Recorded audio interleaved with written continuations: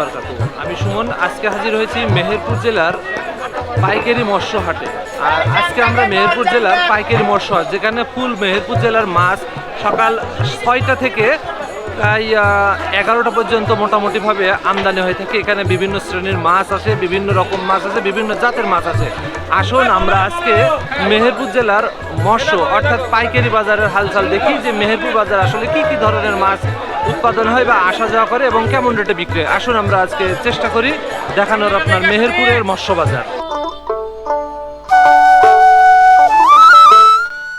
সীমান্তবর্তী জেলা মেহেরপুর পৌরসভার পিছনে বড় পুকুরের পাশেই পাইকারি মৎস্য আড়ত। সকাল 6টা 40 হাজির হয়ে গেছি আমরা।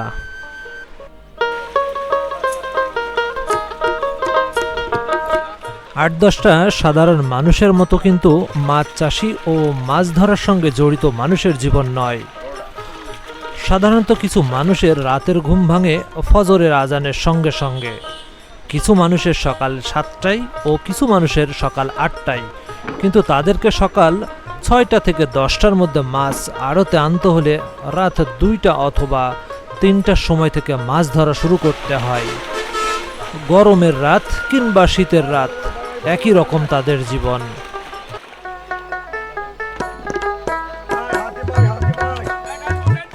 এই আড়তে জেলার প্রায় প্রতিটি মাছ চাষিরাই তাদের মাছ বিক্রির উদ্দেশ্যে মাঝে মধ্যে এসে থাকেন।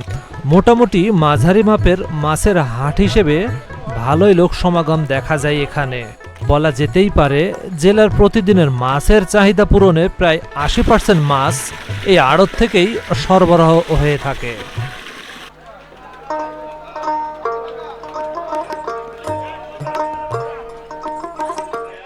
ভৈরব, মাথাভাঙা, সেউটি ও কাজলার মতো শাখা নদী মেহেরপুর জেলার মধ্য দিয়ে প্রবাহিত হওয়ার পরও নদীর তেমন কোনো মাছ পাওয়া যায় না জেলা মৎস্য আড়তে। আমদানির প্রায় 95% মাছই পুকুর বা ঘেরের চাষের মাছ। কিছু মাছ যেমন ভাঙ্গা, বরিশাল ও কিছু চলন বিলের মাছ আমদানি হয়ে থাকে এখানে।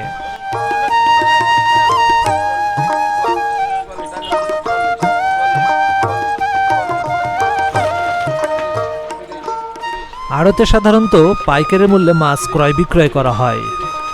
আড়তে মাছ ক্রেতাদের ফড়ি বলা হয়। আড়তে মূলত উন্মুক্ত ডাকের মাধ্যমে মাছ বিক্রয় করা হয়। ডাকের মাধ্যমে মাছের মূল্য যে ফড়ি বেশি বলবে মূলত সেই মাছটি কিনে নেবে। মাছের কোনো পূর্ব নির্ধারিত মূল্য থাকে না এখানে। নিলামের মাধ্যমে মাছের মূল্য নির্ধারিত হয়ে থাকে।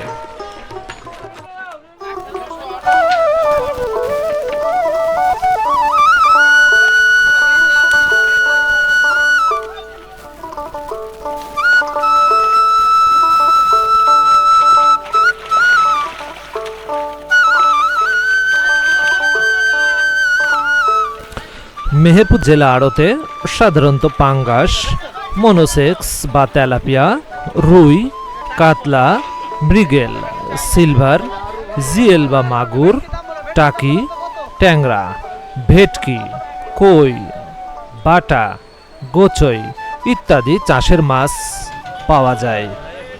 সাধারণত মেহেরপুর জেলা আড়তে চাষের মাছই বেশি সরবরাহ হয়ে থাকে।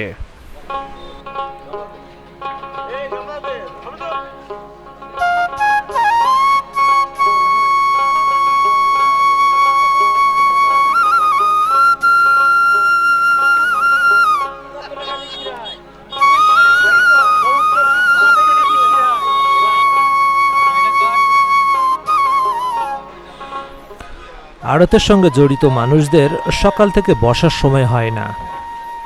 আড়তদারগণ খাতাপত্রের কাজে ব্যস্ত। কর্মচারীরা কেউ ব্যস্ত 2 জন মিলে মাছ স্থানান্তর করতে, কেউ বা ব্যস্ত মাথায় করে মাছ বহনে। সত্যি বেশ ভালোই লাগে মানুষের কর্মব্যস্ততার দৃশ্য দেখে।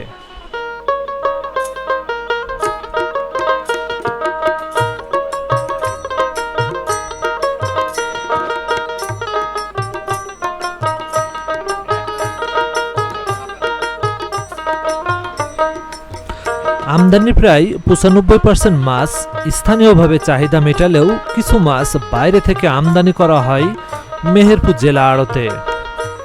বরিশাল, ভোলা, পটুয়াখালী থেকে ইলিশ মাছ আমদানি করা হয়ে থাকে। এছাড়াও কিছু নদীর মাছ সহ চলন বিলের ছোট মাছ অর্থাৎ চুনো মাছ আমদানি করা হয়ে থাকে মেহেরপুর জেলা আড়তে। এছাড়াও ছোট বড় বিভিন্ন প্রজাতির চিংড়ি আমদানি হয়ে থাকে। ছোট চিংড়ি থেকে শুরু করে গলদা চিংড়ি পর্যন্ত পাওয়া যায় মেহেরপুর জেলা আড়তে। বিভিন্ন সাইজ অনুপাতে ইলিশ মাছের দাম হাঁকানো হয় এখানে। 300-400 টাকা থেকে শুরু করে প্রায় 2000 টাকা পর্যন্ত ইলিশের মূল্য নির্ধারণ করা হয়ে থাকে এখানে। আড়তে আগত সব মাছ প্রায় প্রতিদিনই বিক্রি হয়ে যায়। বলা যেতেই পারে প্রতিটি নতুন সকালে নতুন নতুন তরতাজা মাছ আমদানি হয়ে থাকে আড়তে। কানে ভেসে আসছে খয়রা খয়রা, ডাক দেয়া ব্যক্তিকে কেন্দ্র করে ভিড়ও জমেছে। আসুন দেখে আসি।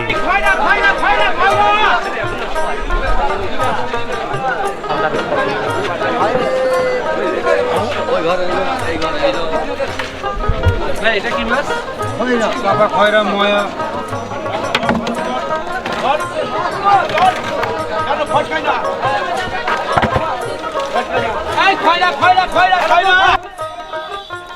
আড়তে আগত ব্যক্তিদের জন্য রয়েছে এখানে 2 থেকে 3টি খাবার হোটেল। সাধারণত রুটি, পরোটা ও খিচুড়ি বিভিন্ন পদের তরকারি আয়োজন করা হয় হোটেলগুলোতে। যেহেতু সকাল 6টা থেকে 11টা পর্যন্ত লোক সমাগম হয়, অতএব এখানে সকালের খাবারকেই বেশি গুরুত্ব দিয়ে আয়োজন করা হয়ে থাকে।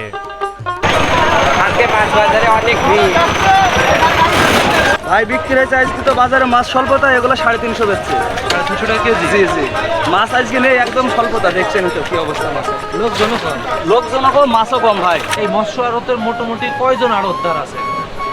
এখানে মৎস্য আড়তের মোটামুটি আপনার আমাদের হিসাব মতে 18 জন।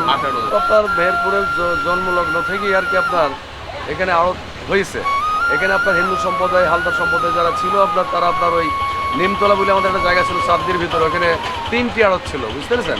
3টার পর এখানে চলে এসে আবার এক জায়গায় চলে এসে এখানে হয় আপনার 7টা আড়ত, আবার ওই জায়গায় চলে যায় এখানে হয় 18টা 17টা আড়ত, বুঝতে পেরেছেন। এইটা যেহেতু কাঁচা মাল, এই মাছের কোনো সঠিক নির্ধারণ দাম হয় না। এটা সম্পূর্ণ নির্ধারণ হয় ফরিদের উপরে, বুঝছেন তো। আমরা একটা মাছ আনলাম, ঢাললাম, একটা মাছ গ্রেড করলাম, এটার উপরে দেখো 10টা 20টা ফরি আছে, যে দাম দেখি দেবে তার মাছটা প্রাপ্য। এটা মাছের বুঝি, গ্রেড বুঝি। এখন যদি আপনি এতটুকু তেলা পেয়ে আনেন, আপনার সেই মাছটা তো আর মানে 100 টাকা কত কিনলাম সেটা তো বিষয় না। না।